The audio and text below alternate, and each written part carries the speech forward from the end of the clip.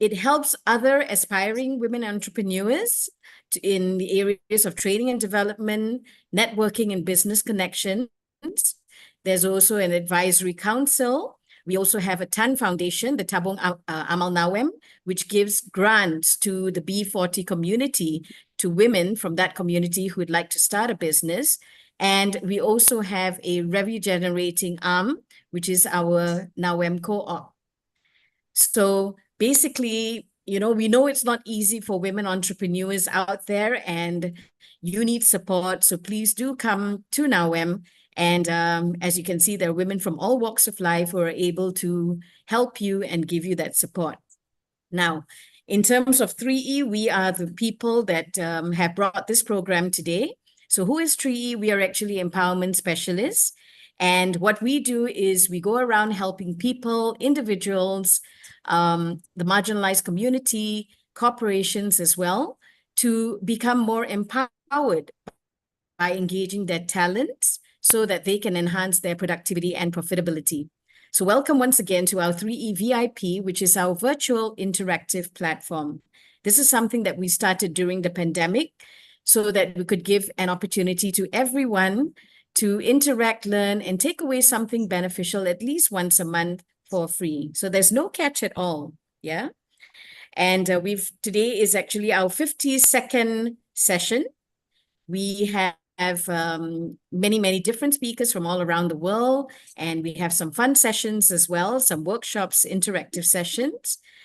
So if you'd like to follow us on our social media, we're on Instagram, LinkedIn, we're in YouTube, and Facebook as well. So do connect with us so that you can be kept informed of all our upcoming events at the same time.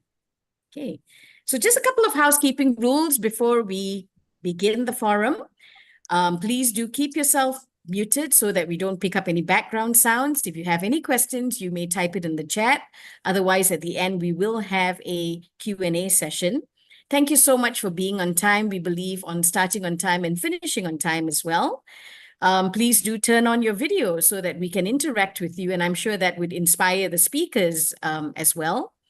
It's going to be an amazing session. So please, I hope you've come prepared with a little notebook to take some notes and that you have found a nice quiet place. But last but not least, please have fun for the next 1 hour with our incredible speakers here today. Okay, so the topic for today is we're going to be having this forum on inspiring inclusion.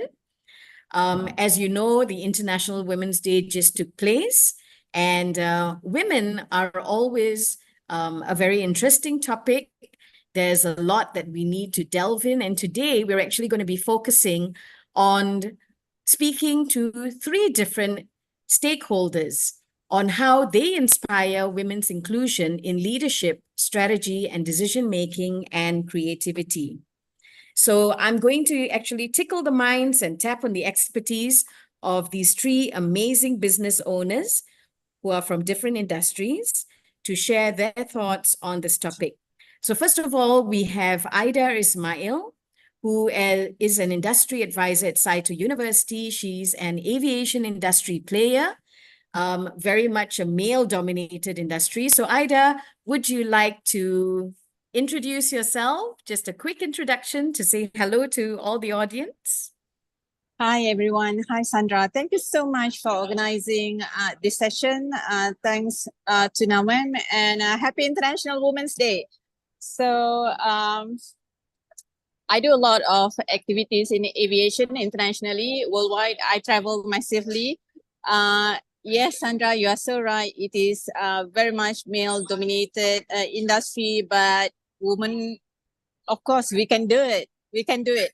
I did it, and I have a couple of colleagues in other part of the world, also a very strong woman. We did it. And in some area, we did it way much better than the men. Thank you. Thank you very much, Aida. And I'm sure someone who'd like to add on to what Aida has said, we have our second speaker, Mr. Bikesh Lakmichan, who's the founder and CEO of 1337 Ventures. Bikesh, hi Bikesh. Thank you so much for joining us today. Hey Sandra, thanks for having me. So hi everyone, my name is Bikesh. I run a venture capital firm here in Malaysia called Lead Ventures. We're geeks, we spell it with numbers, so it's 1337 Ventures. We also have a crowdfunding license, so anyone that's always trying to look on how to raise capital, we're the people that you sought after. We usually invest what we call the first check. That means we're like angel investors. When you're just starting your business, people like us are looking for inspiring people like you to see how we can help you, make your dreams a reality. So let me know if you're working on something amazing. Right, wonderful. So all the women with some wonderful innovations that you have out there, you may get in touch with Bikesh as well at the end of the session. And our third speaker, last but not least, is Olivia Kua, who comes from an industry which is, I think, very, very important these days. So Olivia is the founder of iElder Asia, where they revolutionize senior living care. So welcome, Olivia. Hi, thank you, Sandra. So a bit about my company. So iElder, basically we are silver care specialists. We are doing we are focusing on the integrative medicines and also the senior care. So we run clinics and acupunctures, TCM center, old folks home, and also supply medical equipments. We have showrooms at Etetsu and Cheras and our nursing home at Ampang. So we are going to set up the new setup in USJ very soon. We have the integrative medicine combinations for the nursing home and clinics as well as the TCM you house in one roof in one buildings. Yeah, that's all for my company. Thank you. Thank you very much, Olivia. So Olivia's industry definitely is an industry that we need to keep in touch with, considering that Malaysia is very much an aging population as well. Okay, so let's jump straight into the forum. And my first question to all three of you, actually, starting with Ida, is what are your general views of the inclusion or exclusion of women today in your industry versus 10 to 20 years ago? Ida, would you like to shed some light on that? Thank you, Sandra. We must really thank you to the United Nations. We have the goals. One of the agenda is on women empowerment. With that goals, most of the OEM like Boeing, Airbus, Gulfstream, they take a serious attention on this agenda. So we can see all around the world, we have a lot more women on the leadership. We have a lot more women taking decision-making seat. We have a lot more women making the policies, be inclusive in a lot more roundtable discussion internationally and domestically. So whatever said and done, the number is still very much small compared to other industry. Perhaps the nature of the business, aviation is highly demanding. Like 24 hours, we have serious operation, and some of the mission is a lot more critical than others. Like I myself personally, we also engage in military operation. We support a couple of air force all around the world. So yes, we have a lot more numbers, but there is massive room for improvement on women inclusion. Thank you. Right. Thank you so much, Ida. Yes, I'm sure that there are many women, especially the young women, who really aspire to get into that industry as well. So it's great that they can hear from you today. Okay. Thank you. Bikesh, what are your general views, Bikesh, on the inclusion or exclusion of women? Sorry, Bikesh, you're muted. Oh my God, it feels like it's 4 years ago. Still new. So in my world, which is the whole startup finance investment landscape, it's definitely improving. We see more female-led businesses for sure. Just last year, we invested into 10 companies. So happened, it's not like we tried to do that unbiasedness, but just so happened 5 of them were female-run companies, right? So it's 50-50. But we didn't intend for it. So we're starting to see the shift happen now in the VC worlds where people are trying to take that conscious move in the industry to make that happen. Because if you look at the stats globally, it's quite staggering. Less than 2% of funds investing into businesses are women-led businesses. So it's really small. Of course, we could argue that there are not many female-run technology businesses in the first place for us to pick from.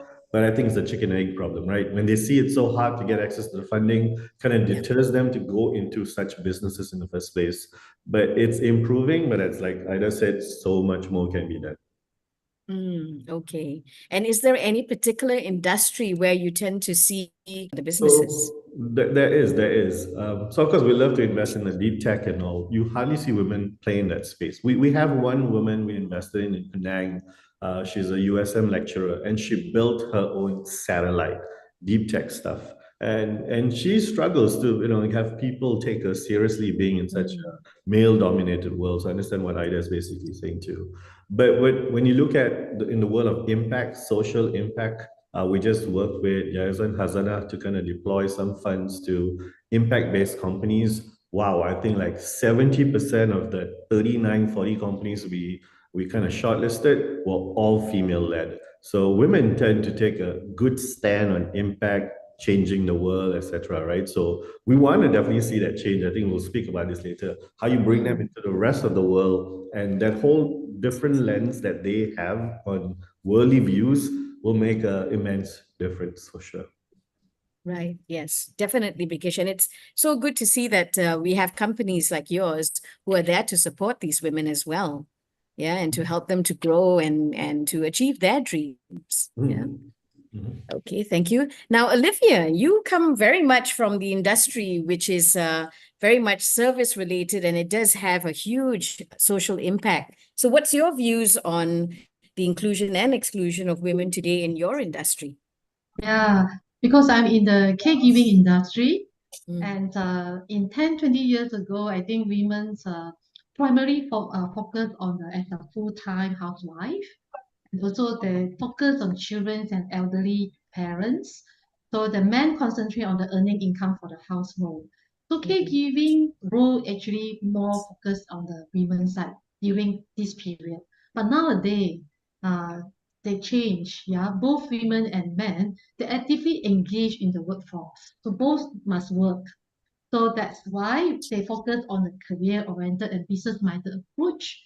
So they send their children to the daycare and also the elderly homes and nursing homes and all this. So demand actually surge for the caregiving industry. So we're inclusive. So resulting significant shortage of the caregivers.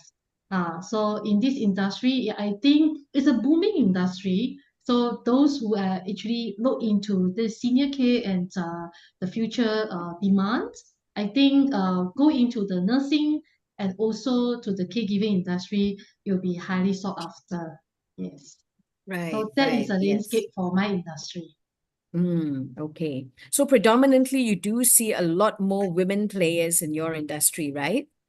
Yeah, previously already predominant by women, but nowadays that because women need to work, so and they also couldn't really spend in this industry, so it's equally a burden. But still, women take charge for that.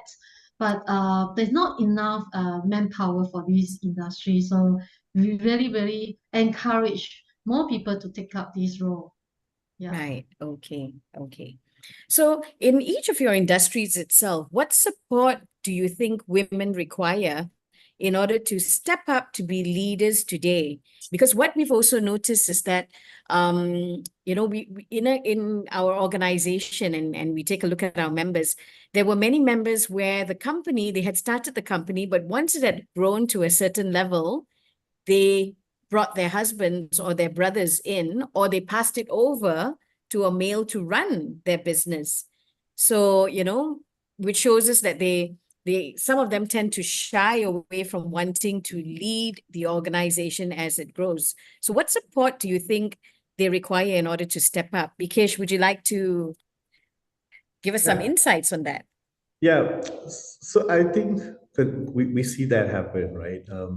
I think generally most entrepreneurs don't know what they don't know. So when we come to looking at female entrepreneurs, I think they have maybe a bigger gap on that. One, because if I'm venture capital and we're investors and we just want to deploy capital to the best of the best without looking at a gender lens, then it's always going to be skewed towards super geeks who are male that are doing this crazy deep tech stuff. So then women in general then will never know what was lacking, missing in the business model, etc. Right? So there's always that gap, and the gap will just get bigger and bigger, bigger. Same thing goes with hiring, right? If you are so into, say, hiring salespeople, oh, male, they will just sell, sell, sell, sell, sell, and you don't hire females, but you don't educate the females why you didn't hire them, then they're not going to improve their skill set. So I think that was the gap that we saw. So what we did on our side was we took that consciousness to say that let's try and make sure we could get more female entrepreneurs into our program. In fact, what we just did, and it's about wrapping up next weekend. We invited Anu from NAWEM to come and be a judge. We created an all-female-led accelerator program where we took in about 40 odd startups that were all female-led. Well, when we say startups, we use that quite loosely. They weren't just high-tech companies. They were SMEs or anyone that had a business that was run by a female. And we put them through this mentoring program to teach them how do you learn how to start a business and how do you scale a business itself. It may not be for everyone, but the key was give them the skill sets on what it takes. Whether it's for them or not, that's something they decide. But we wanted to empower them with the reasons on why we would not invest in you, what was lacking in the business model. So by them learning this, they may kind of come back and saying, I'm changing my business to be more investable, or it could just be like, all right, this is not for me right now, but when I find something that I want to do that's investable, I come back to you. Or some people, you do not have to be that entrepreneur to run a business, but you could have that entrepreneurial skill set to support someone else in the business. So we find that the women then could work with each other, find ways they could support each other, collaborate, co-experiment. So we found that the kind of mentoring and coaching wasn't ample enough in society, and these programs had to be created. A few people do it in the name of, a PR spin to say, women only this, women only that. And then they call us in to come and mentor. So we thought, look, if we do this day in, day out, they might as well hear advice from us rather than someone who's just trying to ride on that particular branding, but have no idea why they would invest or not invest into a company. So that's something that we've done, and we found that it's quite beneficial. We found some really amazing companies we want to showcase next week. Not everyone is ready for venture capital. I think that's something they realize, but it doesn't mean your business is not investable. And that was that gap also, right? Where do you go to for other kinds of alternative funds, angels, SME loans, or just crowdfunding in general? Right. So we open up the doors to show them that, hey, there's a barrier, but there are ways to overcome these barriers if you sort out such advice. And was this done throughout the country or predominantly in the Klang Valley? So we opened it up nationwide, not just Klang Valley. So we have people from all over, Penang, etc., Johor. And we also say, look, it could also be Southeast Asia. We have one girl from Tunisia. She logs in at like 3 a.m. learning on how she could basically get her startup out there itself. Right. And the training period, what was the duration like?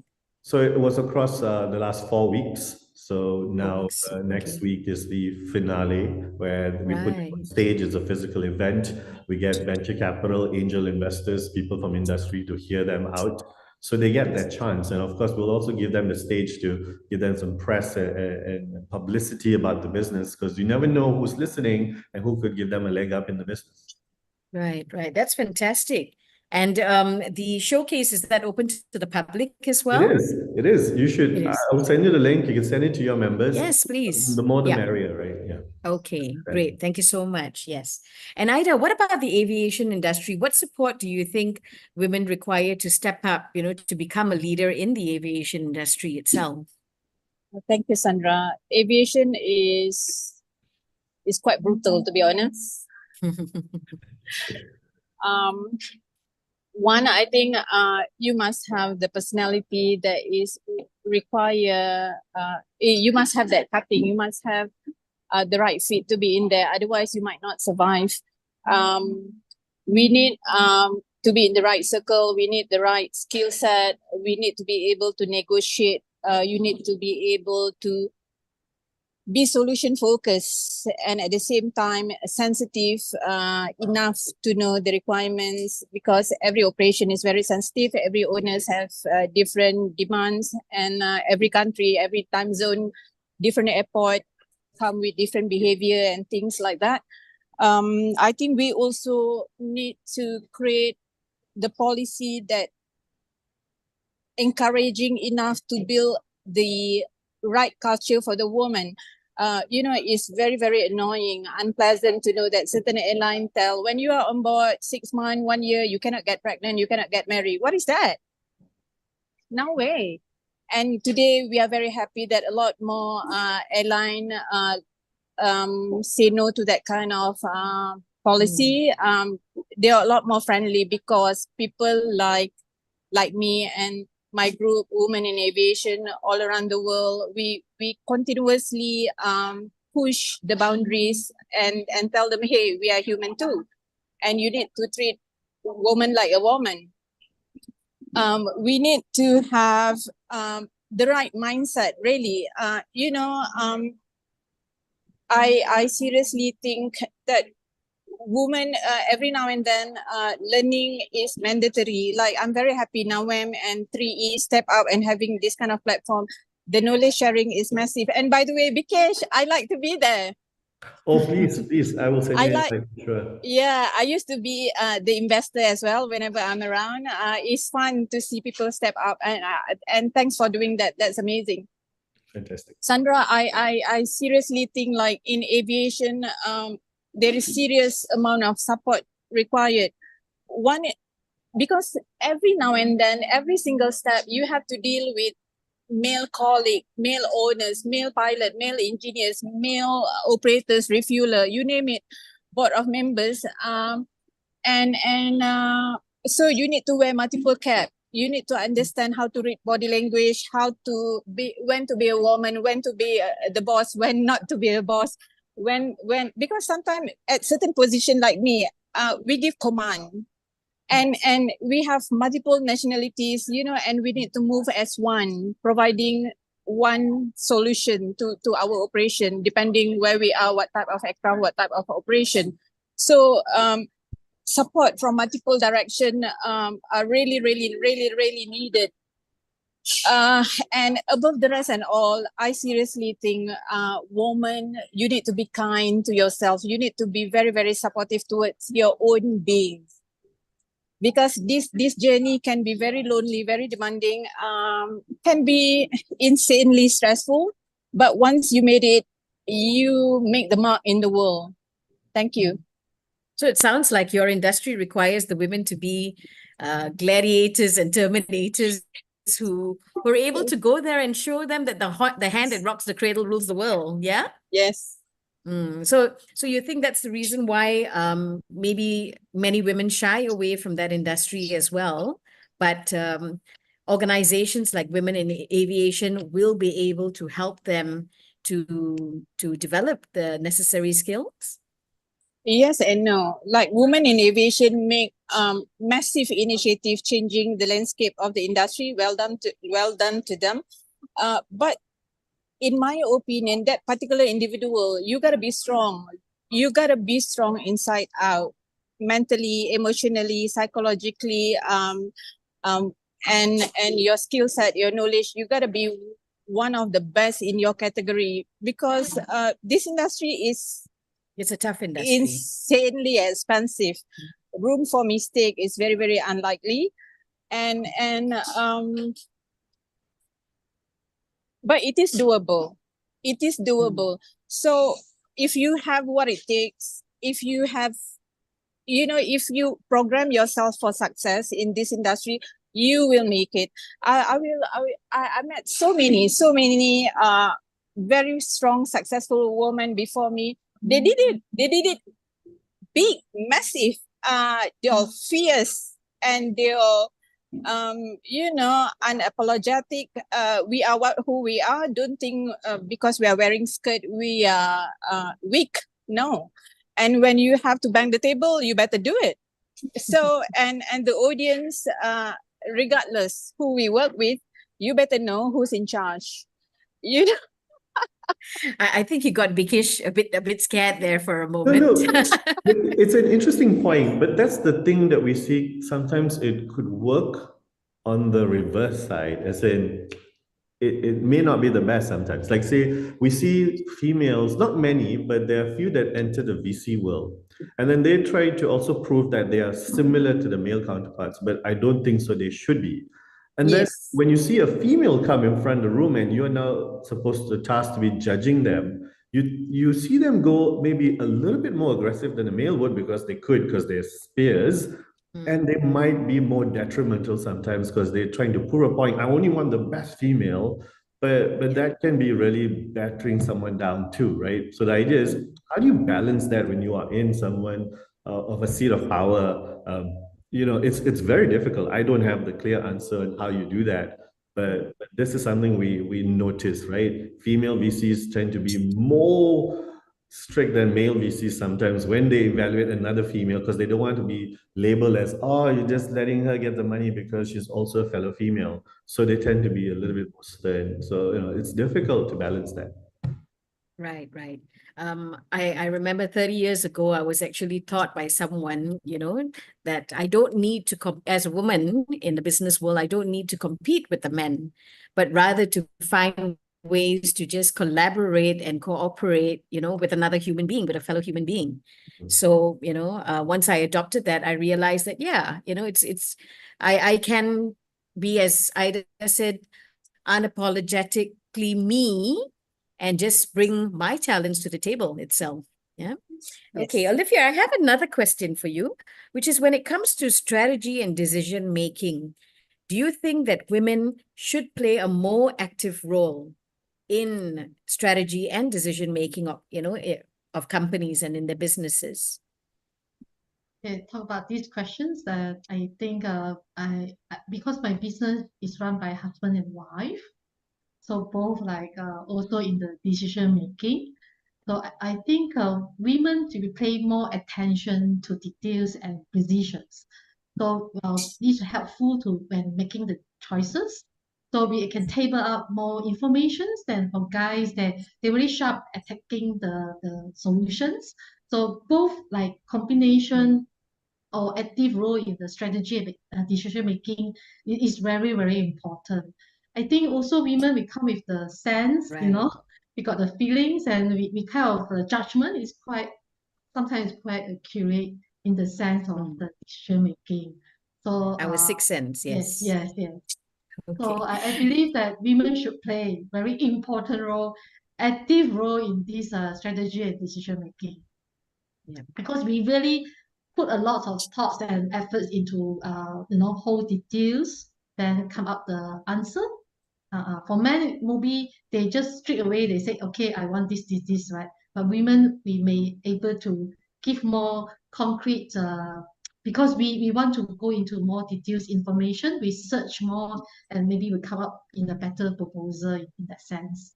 I'm not sure it's right or wrong, but in terms of I working with my husband and wife business, so that's how we will come up some strategies by my side, and decision making we will both we make the decision together. Yeah. Yes. I mean, you do run a successful outfit, of many different components of your business. So I'm sure that you and your husband have collaborated extremely well, to complement each other with your skills. Because from your experience itself, have your female counterparts, or do you notice that the women tend to offer a little bit more when it comes to strategy and decision making? What's your thoughts? Yeah, I think if I had a way, I would say every company had to have that two counter, like exactly what Olivia has, right? Although they're husband and wife, but like a male and female kind of leadership team to kind of balance the ways they see stuff. Guys could, I mean, not all guys, but it depends on the character too, right? But we tend to see the females tend to more pause and reflect, take audit of what's happening, and have a more calmer approach to implementing something. And that way, I mean, at the top of my head, if I was to guess, I would say I see my female run startups last longer than the male counterparts who will just basically go guns blazing till the very end. But the female founders could take something that maybe can't raise capital, but prolong it, figure it out because they've got the grit and there's their baby, they're trying to take care of the company, but also trying to send a signal that I have something to prove, that I can't just abandon the company. And they will see it through and miraculously then find a way to still like come out of it alive and continue on the business with some slight changes here and there. The guy might just go like, yo, it didn't work out, right? Moving on to the next thing, right? So that's definitely some difference we see in terms of how they handle decisions and strategy, for sure, night and day different. Right. Okay. What about you, Ida? Since you have many women who are, in that male-dominated industry itself, and they tend to behave like the males, but what do you think about their contribution to strategy and decision making? I would say that yes and no, depending on the trade that they are in. Some men actually, they are very, very good. And some women, of course, they are good at what they are doing too. What I can see,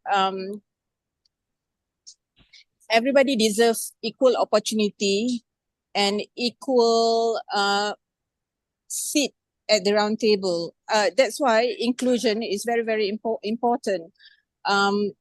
I seriously believe, given the right opportunity at the right platform, right timing, women could be as good, if not better, compared to the men, making the strategy, making the decision, moving forward, producing better innovation, and be a very, very good team player. So like in aviation, like each of us, most of the time we have a specific role. But if you are at certain position, you have to look at a big picture and long-term solution. So this industry actually trained me and many of my colleagues to be very, very laser sharp. And you got to think ahead, and you need to know a lot more things, not only operationally, but the geopolitics, what happened, and the attitude of the operation, plus the costing, plus the requirement in every country, and also the requirement from Civil Aviation Authority. So having the right mindset, designing the strategy is very, very critical. And I can see that in many other parts of the world, women are performing it very, very well. Okay, all right. That's good. What about when it comes to creativity and innovation? Bikesh, I'm sure you've met many innovative women entrepreneurs as well. Would you like to shed some light on that? So I think that's why, though, right? We should take that consciousness to figure out how to fund more female entrepreneurs, because I think everything they go in, they see things with a very different, unique perspective in terms of life and experiences. Just an example, right? So one of the hottest things to make money with in the world is lending people money, right? You lend money, you make money. Banks only survive because they lend people money. How we see one of our female entrepreneurs figure out how to get into a lending business, it's the harder way, but it's the more unique way also, right? So the idea was, how do I lend people who can't get access to financing money itself because they don't have a credit score? So she tried to build a business around the gig workers community.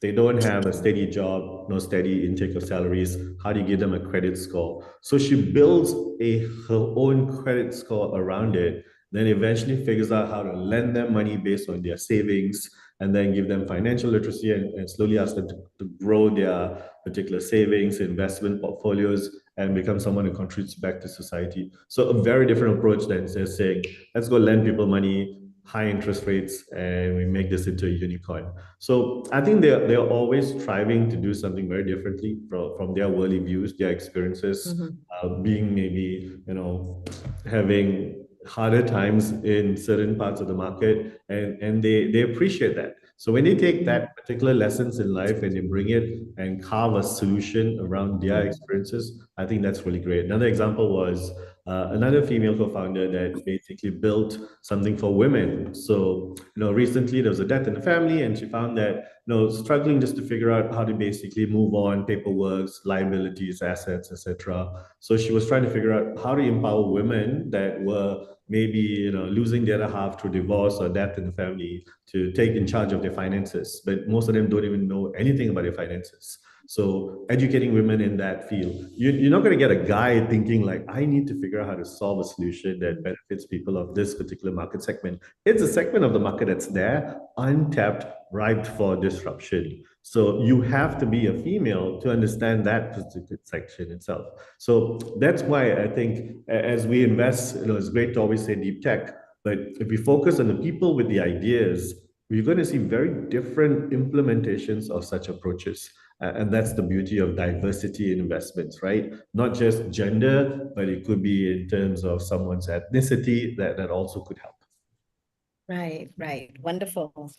Yeah, definitely. I think women, coming into in businesses or in different industries does add a lot of color as well, and variety. Yeah. Olivia, what about in the service industry? What have you seen in terms of creativity and innovation by women players in your industry? Yeah, because I involved in the caregiving industry, and really Geelong technology is what is very important. So because I think women very strong in empathy and understanding, so there tends to be empathetic and understanding, which connect the different stakeholders, like they have their elderly parents, they interact with them, how to move them out, talk to the doctors and siblings and all this. So they understand the needs and challenges. So from there, because for us, that let's say we want to take care of the palliative care, the loved one, then how to actually bring them from for the bed shower, for example. Then we can come up more innovative products, or maybe the more creativity products on have the very smooth bed bathing service. So this kind of Geelong technology product is very important to ease our caregiving job. So, and because we are into this industry, and we are as a women, we are mostly involved in the caregiving. So this is actually opportunity for us to come up very good ideas. And once that you have idea, maybe you should actually execute and innovate and come out with a proposal, and maybe talk to Bikesh about the idea and get the fundings for this. So I really like the elderly care stuff. I think that's a hot segment right now. Malaysia's becoming this super age nations. Our neighboring territories are in the same. I would speak with you. We should have lunch. I got so many ideas for that industry. Yeah, I really like Geelong technology.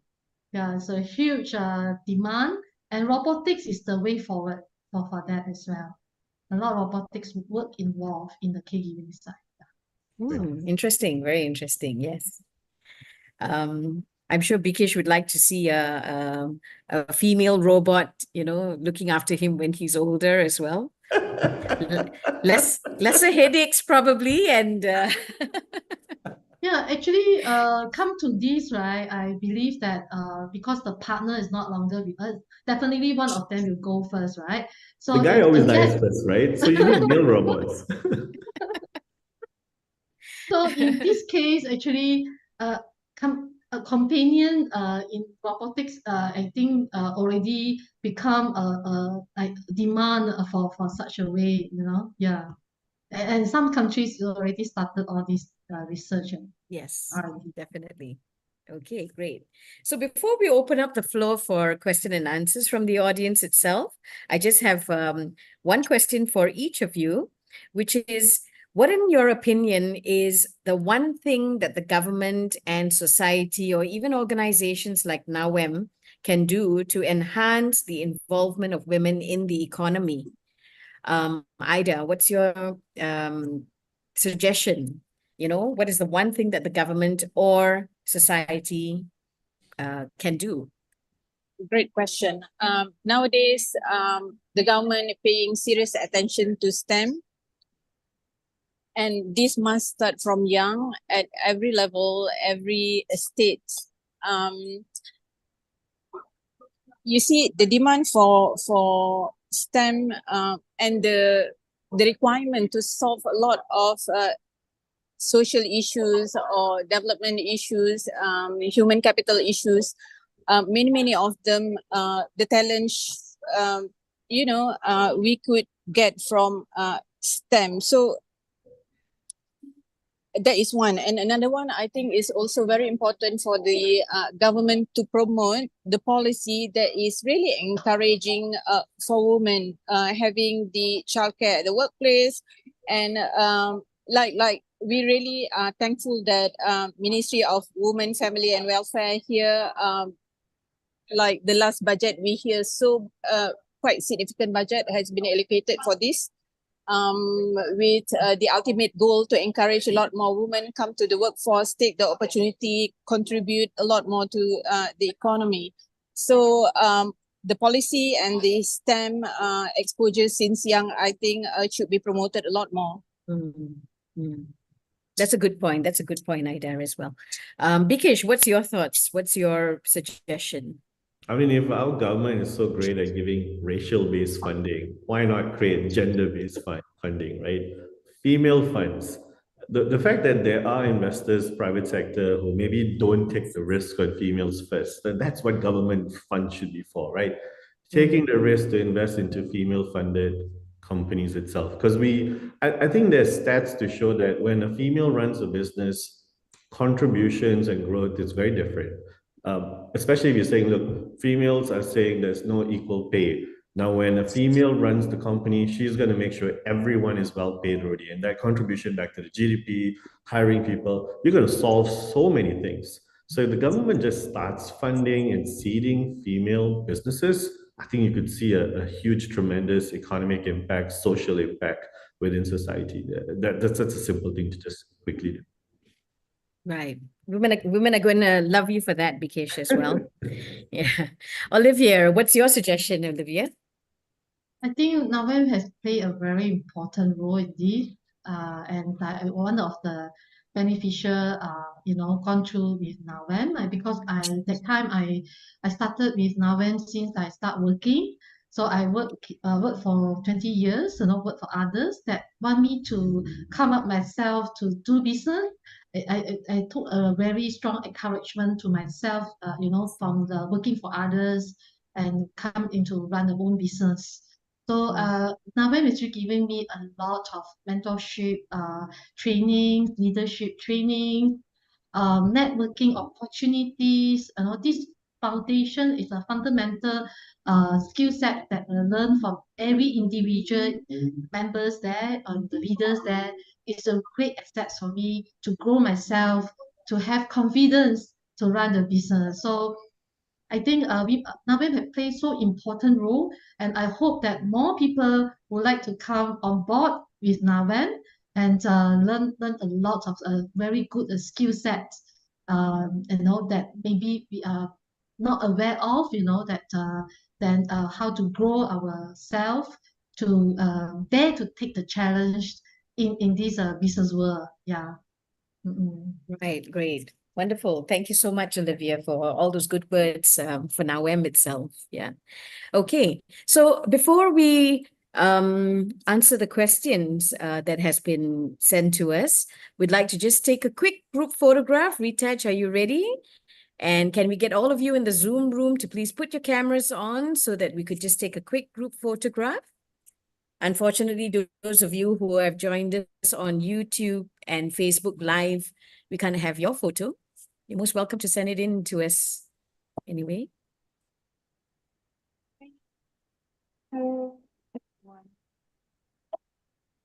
Thank you. You've got everyone? Great. Okay. So anyone from the audience, you have any questions, you can unmute yourself and pose a question to any of our speakers here today. Anyone?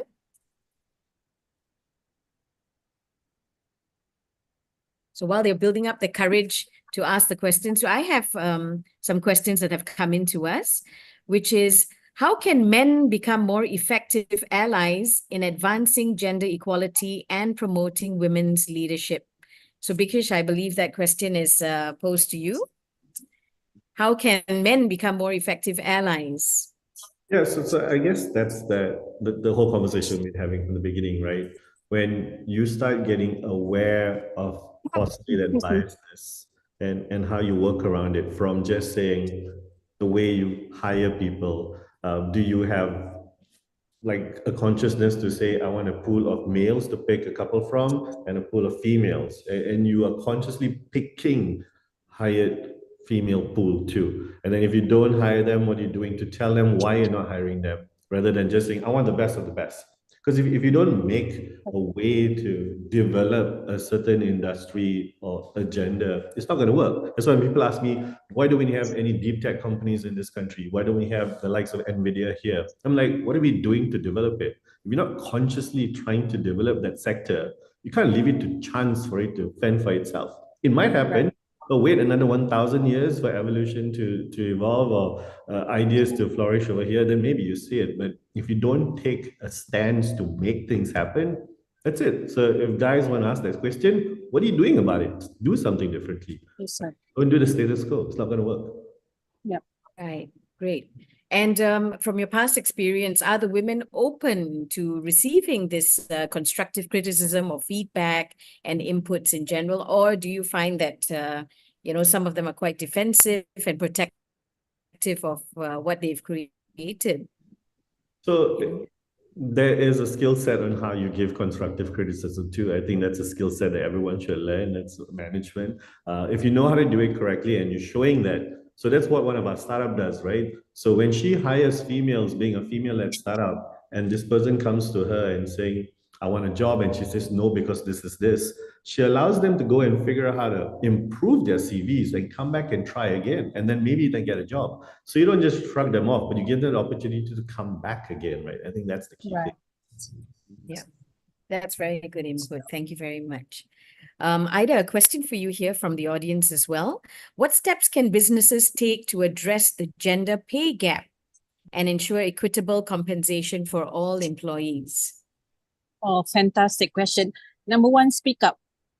Speak up if you know that the range of the compensation, the entire package is not up to your value. Number two, always do your homework and give added value on the entire package. Number three, make yourself so good that they can't afford not to have you on board because you are the best in your category. Number four, I think you must be really smart to read body language, to understand who is your audience. When you go for an interview, when you go for your pitching, you should know who you are dealing with, what he likes, what she doesn't like, okay? And go be very well prepared, be the authentic you, and do not ever play discount. We are not cheap, okay? And it is so very right to be so expensive. I think in my field, I think a lot of people, a lot of companies know that we are not cheap. We are not cheap. And every year we work so hard to make us a lot more expensive compared to the rest. You want me on board, you pay the price, and this is it. Okay? Because not because we are a woman, not because we are one personality, because of the total solution, the value that we bring into the table. Yeah. If they want you so badly, they will do whatever it takes to have you on board. And please, let's have this right attitude. Don't just take a project, don't just take a position because you need it so badly. Okay? Be able to bring in the value, be able to have self-fulfillment and able to make the entire project way much better because you are on board, because there is a signature touch right from you, because you are the best in your category, because you are expensive. And you believe me, they know. If you are so good at what you are doing, they know. If you are so good at the entire offering that you are able to provide, they will pay whatever price that you put in. And believe in yourself. Do not ever play this down. Thanks. Thank you so much, Ida. That was very good advice for everyone, you know, and for the women to not sell themselves short and to, yeah, as you said, to continuously make ourselves expensive. I like that. That's good. Yes. Olivia, what can leaders in, you know, in various businesses do to make women feel empowered to voice their ideas? Like obviously the aviation industry has you know, geared Ida up to really voice her ideas. So what do you think other leaders should do so that women feel more, you know, stronger to voice their ideas? Yeah, if I want to voice the idea of some impactful work that you want to do it, is it something like that? Yeah. Yes. Mm. Yeah, so this will become a very more ideas in terms of the propose your ideas to the public, am I right? So Yeah. for example, yeah, we can say that when we just want to come up one project, for example, for myself, we are coming up the project for the integrative medicines nursing home. Very different homes that from other people, because we want to focus on something very unique. Because this home will actually come up because I'm going to open in USJ. So we are actually promoting the integrative medicine, as my husband is also into this both medicine. So we believe that it's something very different and something very unique. So we must actually come up with a very good proposal how this integrative works. So from there, very confident that do a lot of timelines and these are plannings, then towards the goal that you want. Because from Right. very beginning in 2012, we already started the company name as Asian Integrated Medical Surgery for Heart. So is we want to do this, but only we can do it after 12 years later. So this planning process takes time, but you never give up. Is that dare to fail. My husband told me, okay, can we go for bankruptcy? Are you there for this? Yeah. So then are you willing to take up this building and do it together? Then I said, okay. So that's how we take that because we believe ourselves that we can make it. We want to make the change. We want to integrate both medicine to give the holistic treatment to the patient. That is our aim goal. So towards your goal direction never change. So I don't know how many years that you can fulfill your goal, your direction, but never give up. That is my personal advice to everybody here. Yes, that's great, Olivia. Dare to fail, yeah, and basically increase your knowledge, know what you believe in, know what you desire, and to go for it. Yeah, which I think answered the final question that I wanted to ask all of you, and I'll now pose that to Bikesh as well, which is: do you have any parting advice to all the women in Malaysia on how they can be more included in all aspects of livelihood? Yes, listen to Olivia. She summarized it well. You have to take risks, right? Of course, calculated risks lah. Not everyone go broke and go bankrupt. But the fact that, no one said anything that's difficult, it's always worth doing, right? So you're trying to run a business, it's difficult, that means it's worth it. It's always going to be challenges. You're going to encounter, skeptical. And every investor is trained to be a skeptic, regardless of the gender we see. So don't worry about that. But you need to have that resistance, that grit. The fact that you're female, remember, you always have that unique perspective, and that's your greatest asset. How do you leverage that, right? So that's what we want to see, how you could build something, no matter what the setback, how small it is. The fact that you tried, you're always trying to change that status quo. You're moving towards that landscape to make it better for the next woman or the next entrepreneur that comes and tries to do what you do. So we all should try and break these barriers and build a more inclusive, equitable future together. So go ahead, empower yourself and start. Wonderful, Bikesh. Thank you. And thank you for always being there to support the women as well in business. Yeah. Aida, any parting words to all the women in Malaysia? Be the authentic you. Keep learning. Join NAWEM. Attend the training by 3E, and keep going. Whatever that we are doing, definitely there will be success at the end of the tunnel if you believe in it. You know, like the journey can be lonely, the journey can be really, really stormy, but believe me, end of the day, it's really worth it. That's what make your mark. You know, the scar will tell you the story you went through, and believe me, it's always, always, always worth it. Thank you. Thank you so much. So thank you so much to our wonderful panelists for joining us here today. I think they've shared some amazing inputs and advice, which has been so inspiring for everyone. Thank you so much to the audience for joining us here today, and to NAWEM for collaborating with 3E. Just some parting announcements to everyone. This, okay. Yeah. So what's coming up next is next month, we're back to our 8 to 9 p.m. session. This month, because of Puasa, we moved it up earlier. But next month on April 25th, we actually have community CPR, what you need to know. So we actually have a very, very experienced medical doctor who's going to be joining us to explain the importance of CPR in today's community. I think we see a lot of sudden deaths, and what we know is that if you don't get CPR within the first 4 minutes when someone collapses, you know, we may lose them forever. So please do dial in to hear from the head of emergency, you know, and accidents itself of Putrajaya Hospital, who will be sharing on community CPR and what you need to know.